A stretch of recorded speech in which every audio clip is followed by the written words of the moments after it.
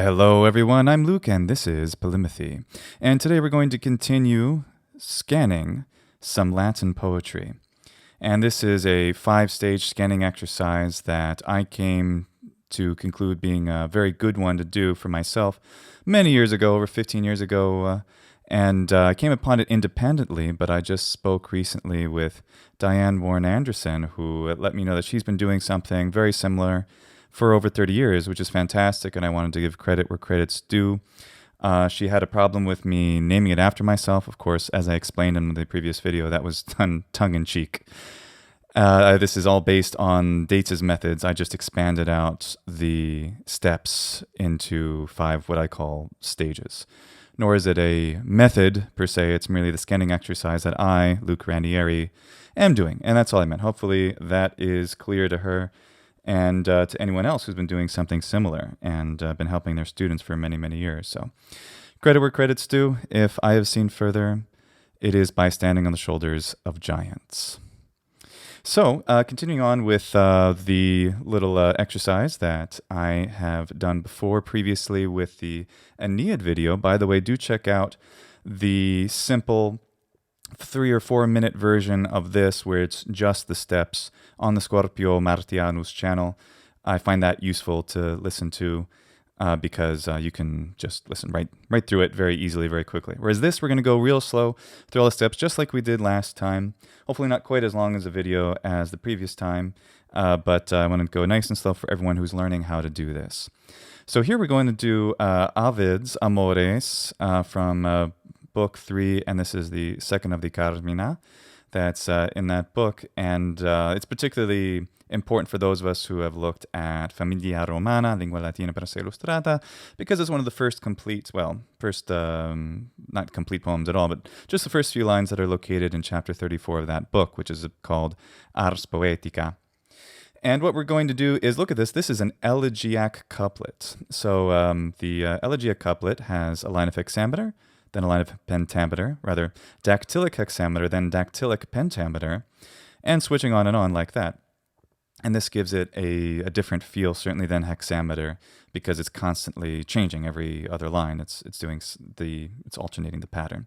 So first stage, of course. Well, before we do the first stage, we have to actually put these lines on underneath. And this is another thing where, again, I've borrowed this from Orberg.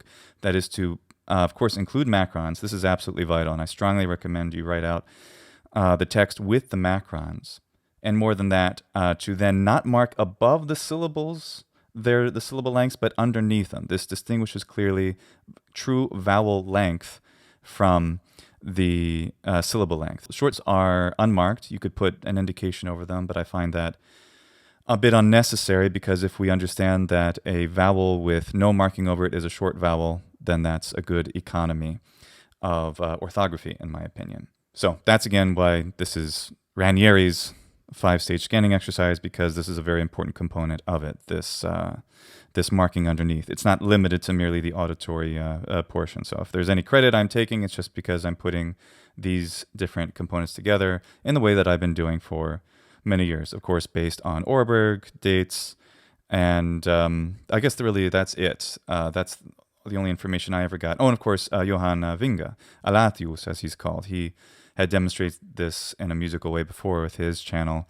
many, many years ago, just 10, 15 years ago. Outstanding fellow. So I made all those disclaimers in the previous video, but I'm saying them again. Why this is unique? Because I'm doing it, and for no other reason. Okay, so let's go.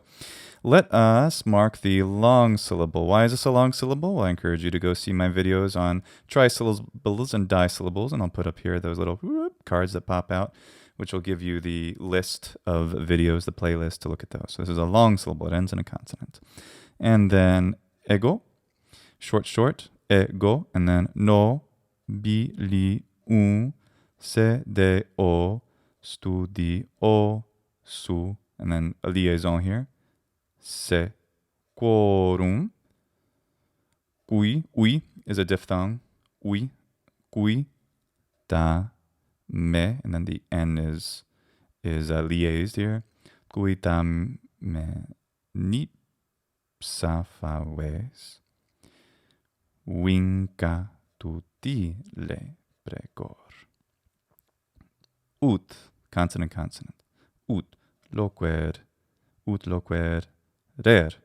Tecum, veni, tecumque, sedere. Ne tibi non do tus, long because of the following consonant. Quem facis sed amor. Tu cursus spectas, ego te spectemu suterque. Quod juat ad quoculos pascatuterque suos. So this is the first part we have to do before we even begin to do a monotone. We have to understand the rhythm. We can tap it out. There's many different ways one can do this.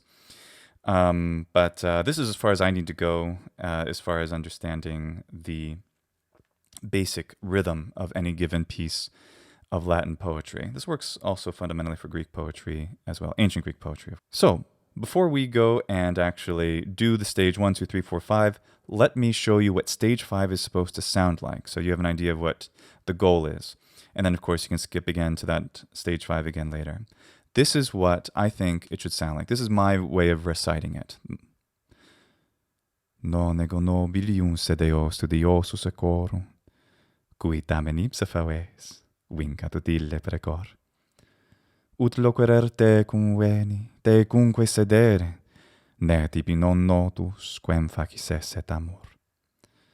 Tu cursus spectas, ego te, spectemus uterque quod juvat, ad quoculos pascat uterque suos.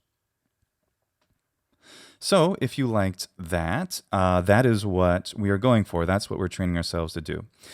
How do we do that? 5 stages. Stage 1 is monotone.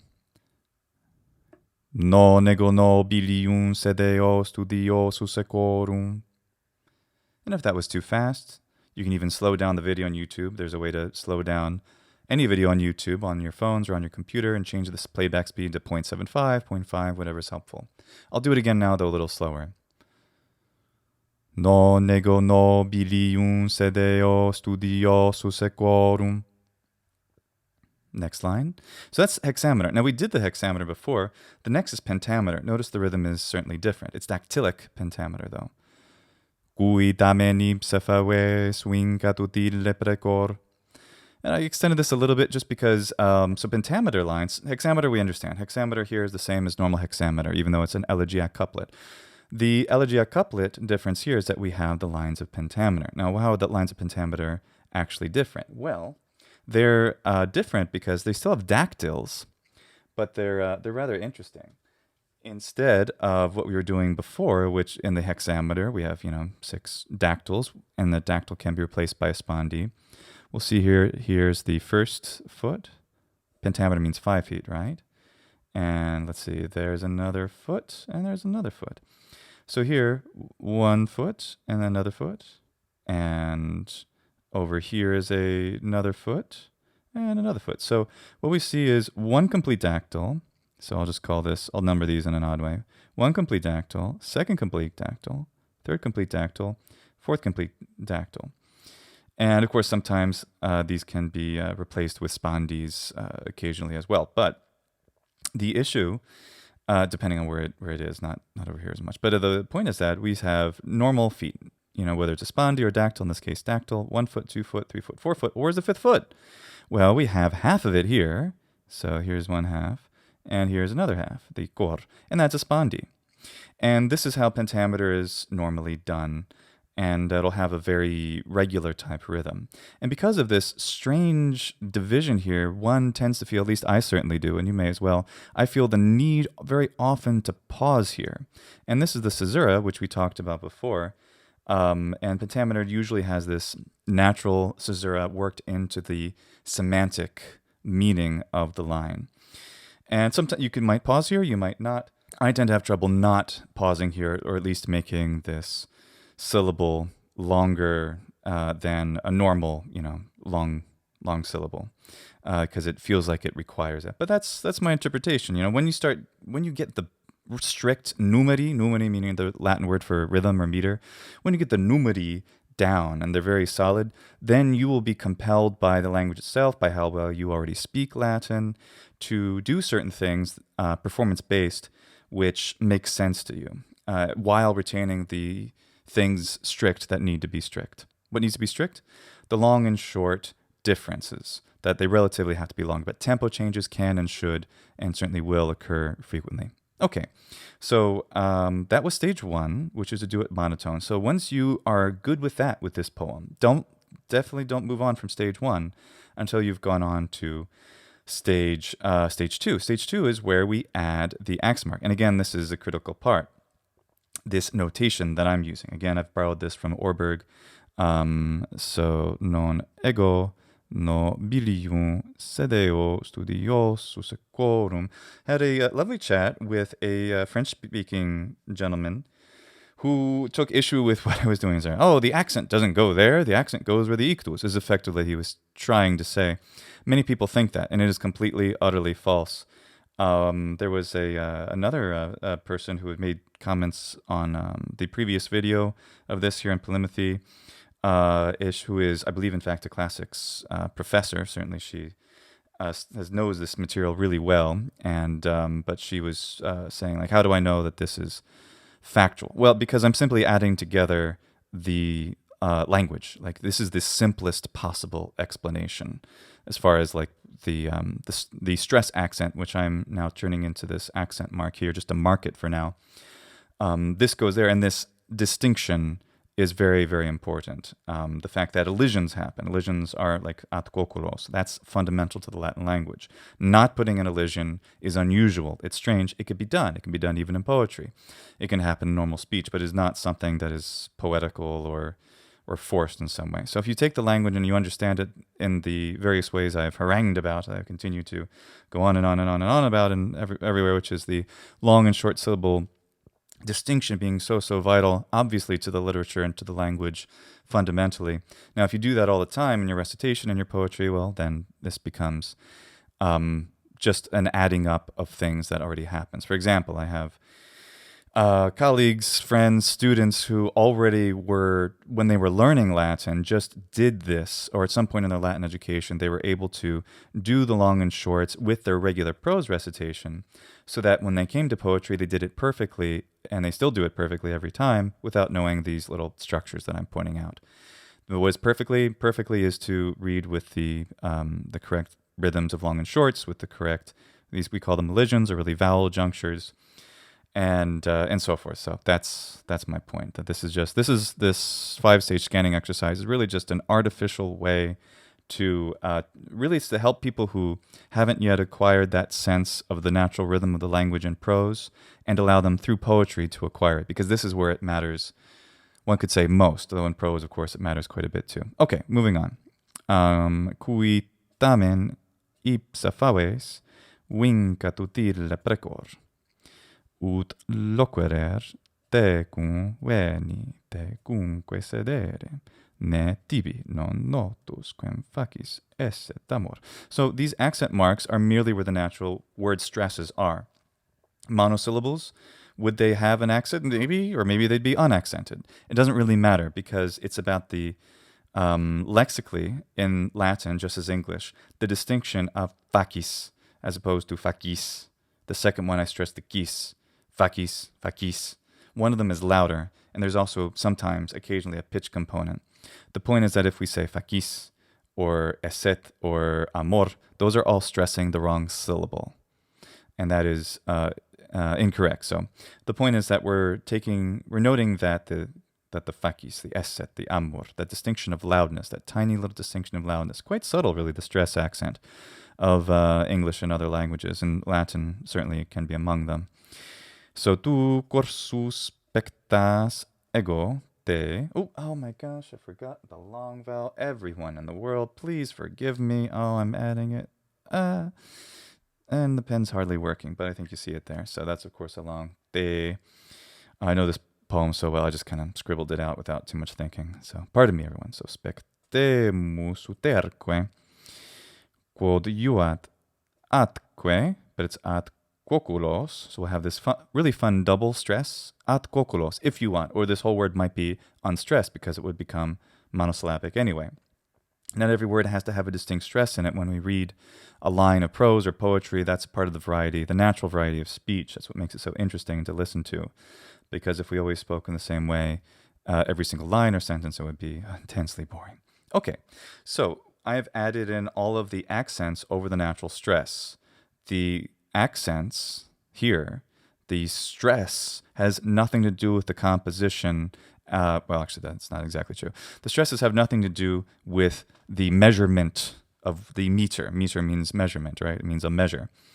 The stresses, however, do have a critical impact on the music of what we're doing, the poetic music. Music is in a metaphorical sense. All right, so let us do this with the stage 2. Stage 2, again, this is a part of the stage 2, is marking this accordingly. That's why this is the Ranieri's version of doing the scanning exercise. These markings are all here now. So, non ego nobilium sedeo studiosus equorum, cui tamen ipsa faves vincat utile precor. And maybe I shouldn't stop at that caesura there, but I find it so hard not to stop there. Maybe I'll do it a little bit more rigidly. Cui tamen ipsa faves vincat utile precor. It feels so awkward not to stop there, but that's why one can feel these caesurae, caesurae. And moving on, this is, of course, the ditonic inflection is what I call this, of course. Ut loquererte cum venite cumque sedere, ne tibi non notus quem facis esset amor, tu cursu specta segute spectemus uterque, quod iuatat quoculos pascat uterque suos. All right, and that's stage 2. So once you can do that with this poem, with these, well, it's not the whole poem, it's only the first 6 lines of it, but once you can do that with these 6 lines, then you're ready to go on to stage 3, which is basically the same thing, but we're going to change the rigid 2-note pattern that we're doing here of a higher note and a lower note, and we're going to change it to more normal polytonal spoken inflection over the ditonic bass, and that's what I call the stage 3, my stage 3. So, non ego nobilium sedeo studiosus equorum. And I'm deliberately going up to pretty much the same note I was doing before because I'm trying to add systematically one thing at a time as opposed to doing things kind of all at once. It's possible to go all at once you get used to all this. These are training wheels, you know. At some point, you don't need the training wheels anymore and you can sight read poetry.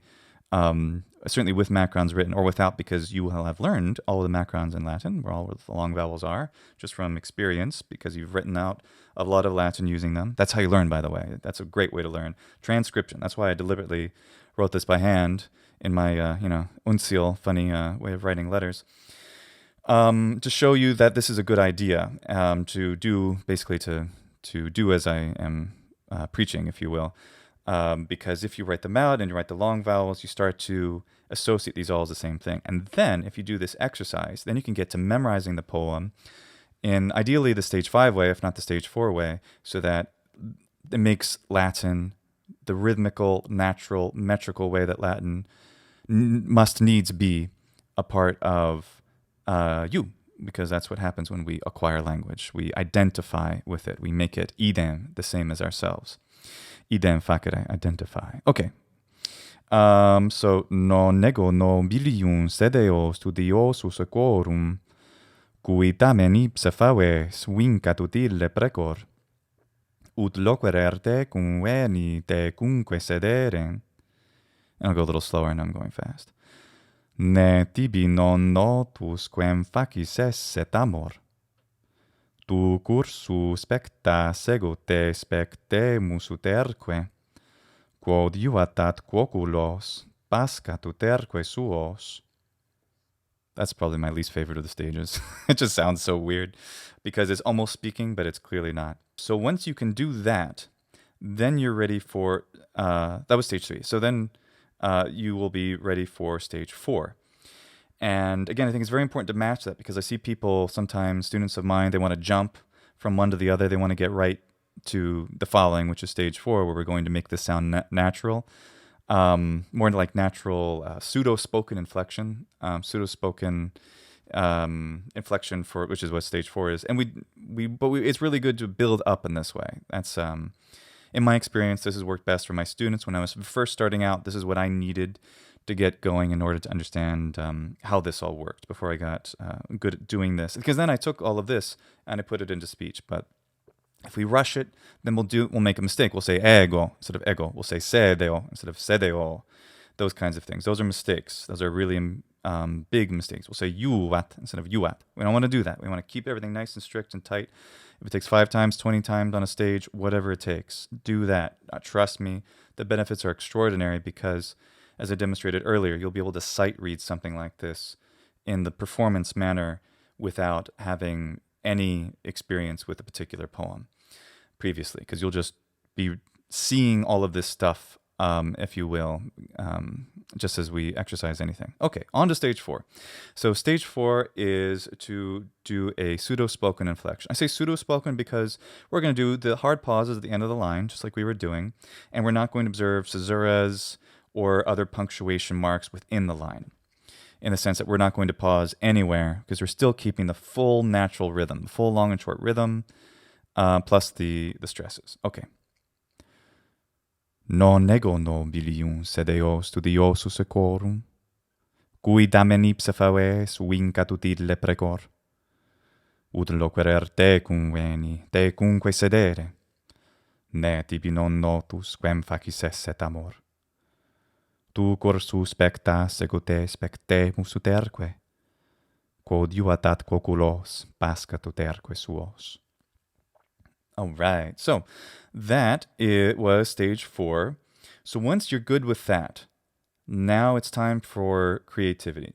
It's time for adding some other things. So the way I do this is I like to add certain features. Now the caesura is built in to pentameter, and I'm just using a little green squiggly here to mark the caesura, and it happens right where this, because the 5th foot is divided into halves, right?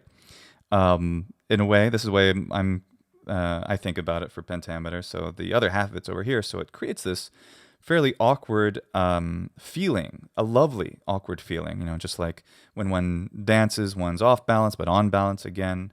In music, there is a feeling of build up and then resolution. So this build up then creates a further resolution, which comes again I think in the hexameter line, the dactylic hexameter line. That's how I see it. So here, I'm going to pause here. I'm definitely going to pause at this punctuation, but it's, of course, it's the end of a line anyway. Punctuation again, it's good to pause there. So I have this extra added one, and then probably I'll pause here again at this comma, but maybe not, because semantically it doesn't really require a strong pause necessarily. Ne tibi non notus quem facis esset amor. Yeah, that's the end of a sentence. I'll pause there. Tu cursus spectas. Now I would like to pause here, because you are watching the races, but I watch you. Oh, by the way, what is this lovely poem about? In this poem, Ovid is speaking to his girlfriend, whom he's invited maybe she invited him, I don't know, to the horse races. And the reason that he's basically saying in this lovely little poem, it's almost like, so let's imagine Ovid. He has his girlfriend, and he just wants to spend time with her. He couldn't care less about the cursus, about the races and the horses. Whoever you want to win, cui tamen ipsa faves, let him win. That's what I pray that he wins. I don't care. Vincatur ille precor. That's what I hope for. But I'm not here interested in the horses. Non ego nobilium sedeo studiosus equorum. I'm not studiosus of the horses. So you watch the horses. I'm going to watch you because I like looking at you. You're pretty. You're enchanting, whatever. Spectemus uterque quod iuat. Let's each of us, or let's be kind of to each his own is the idiom in English, right? So let each of us, or let each watch that which pleases, quod iuat. Because iuat literally means helps, means it pleases. Me iuat. I like it, is a way to say I like it. Me iuat.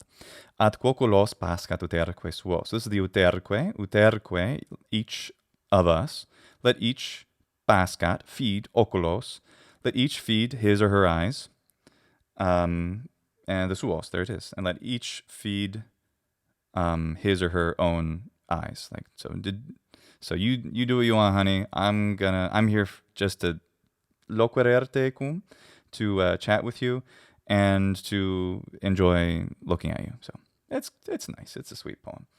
I'm also going to pause here, though, because I like the semantic pause here, even though it breaks up the pentameter. And I'm not going to do a strong caesura there. I'm going to see if I can read it without it. So this is my stage 5 performance. More or less, this will be like I did it before. I've memorized these 6 lines. I do recommend memorizing at least in good rhythm, even in either a stage 4, in any stage you want. I do recommend memorizing all of the bits of poetry I'm going to put up here.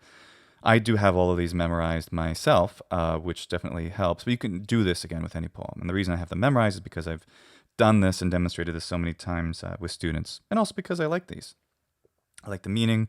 There's a reason that, of course, Orberg used these in chapter 34 of Familia Romana, because they are great examples of some lovely poetry, easy to understand, and carry meaning. Okay, all that said, what are we going to do? We're going to do stage 5. I'm going to read it with my, well, not dramatic performance, but just in the way that I might say it if I were Ovid speaking to this girlfriend, right?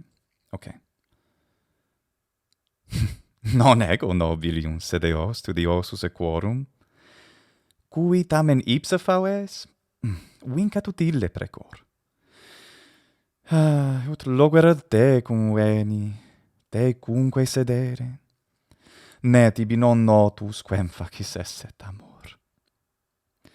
Tu corsu spectas, ego te, spectemus uterque quod juvat, ad quoculos pascat uterque suos. And I also did a little pause here for whatever reason. I don't know. Of course, dactylic hexameter does also include caesurae. I don't know if I'm interpreting one here right or wrong. Oh, no, that's not where I put it. No, I did not put one there. Pardon me, everyone. I put it here in this hexameter. Te cum veni, te cumque sedere. It just seemed nice to me. I'm here to talk with you, to sit with you.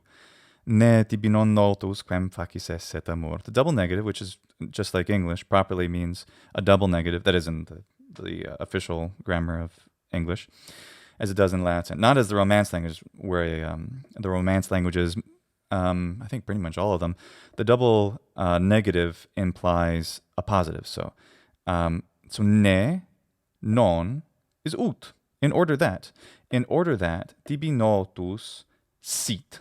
The sit is not written here. In order that notus sit tibi, in order that it be known to you, amor, love, quem facis esset. In order that it shall have been known to you, that which you are making is love, or it was love that you have started to create in me. Really fun, the grammar here, because it all makes sense, but it's difficult to say it another way, which is great. So tu corsu spectas ego te, and so forth. So that is my stage 5, my dramatic reading for performance. Some people have said that they don't agree with the idea of reading right through these lines. Others have talked about the enjambment, the enjambement that I demonstrated in the previous video as well, that they don't do that. Well, that's fine. I'm stage 5 for performance is, it's about one's interpretation. Now, my interpretation is, since this is poetry that's not meant to go with any music, although it can, it's not restricted to what music must do. A music song. Wonderful example is Alexander Wero Nancy's rendition, his melody, beautiful folk melody he put to the Horace poem, Vides od altas te nive candidum.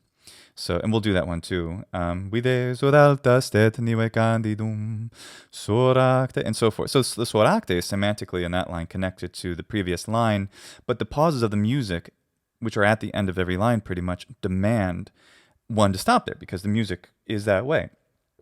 And that's probably exactly what the Greek poems are all doing, because you have to breathe somewhere when you're singing, and that's a good place to do it regularly, so you don't have to change every single time. But when we're speaking, because one should be able to, oops, sorry, I bumped the camera there. one should be able to pick this poem up without all the notation. Once we know Latin well enough, that person should be able to pick up the poem and read it, and as if it's their own native language, just as we can pick up a Shakespeare poem like was it Sonnet 18, right? Shall I compare thee to a summer's day? Thou art more lovely, and so forth, and go on and on from there. That's how I feel about it. That's why I like stage 5 a lot, and I do. I think it's the way to go. But I'm open to debate certainly about this. As I noted previously, these pitch accent things are not really pitch accents. I'm turning the stress accent into a musical pitch only temporarily for the purpose of divorcing one's, in this case, my own native English language sensibilities from from stress. For example, facis is what an Italian, or facis, what an Italian would do, right? They would say amor and so forth. And those are very, very wrong for Latin, especially for this poetical way of reading, because if we say, if we say amor, then we're making long, or long, short. The point is that we'd mess up the natural rhythm. Every word, which is the point I made in those other videos I linked about the trisyllables, disyllables, tetrasyllables, and so forth, is that one can take a single word, and that single word has an inherent rhythm. We can even give a name to it. Like amor has the length pattern of an iam, iambus, of short, long, and that if we make it long, or long, short, then we're doing something that changes the word too fundamentally. It's just not Latin anymore in the classical sense. Thank you so much for listening, everyone. My appreciation, again, want to extend to really all of you, certainly my Patreon supporters and my top tier supporters. I always put their names in the end of these videos, because I can't do these videos without their support. I wouldn't have the time. But thanks to their generosity, I have the time. And also, again, to Diane Warren Anderson, who has apparently done this for countless students for 3 decades. Outstanding. I mean, I obviously find a great deal of value in this. I'm certain she has seen the joy in all of her students' eyes when they've been able to appreciate poetry on this level, to get to this point where they can get to what I call stage 5. So thanks to everyone who's interested in Latin poetry, keep the dream alive. Valete.